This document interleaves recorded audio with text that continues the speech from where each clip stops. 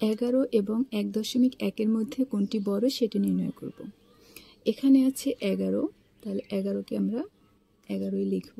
এরপর খালি ঘর, এখানে হচ্ছে দশমিক সংখ্যা 1.1, তাহলে 1.1কে আমরা দশমিকটাকে তুলে ফেলে তাহলে এটাকে ভগ্নাংশে পরিণত করব।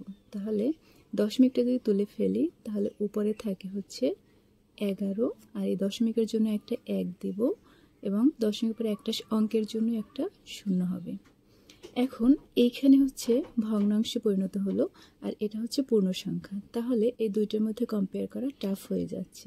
তাহলে আমাদেরকে করতে হবে দুইটাকে ভগ্নাংশে পরিণত করতে হবে। তাহলে এটাকে যদি আমরা ভগ্নাংশে পরিণত করতে চাই 11কে, তাহলে আমরা যদি এভাবে লিখি 11 নিচে হচ্ছে 10, তাহলে সেই 10কে আমরা উপরেও গুণ করে দেব।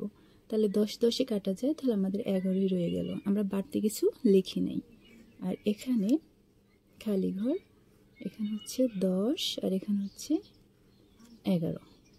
এখন নিচে হর হচ্ছে 10 আর এখানে 11 আর 10 গুণ করলে হয় 110। এখানে থাকে 10 আর উপর হচ্ছে 11। এখন আমাদের দুইটা ভগ্নাংশের হর একই হয়েছে, ঠিক আছে। তাহলে উপরে যে ভগ্নাংশটার উপরের লব হচ্ছে বড়, সেই ভগ্নাংশটা হচ্ছে বড়। আমরা জানি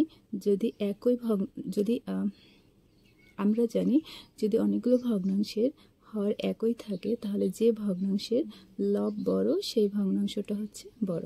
তাহলে আমরা বলতে পারি এই অংশটা, এই 110 হচ্ছে বড়, তাহলে এটা হচ্ছে বড়।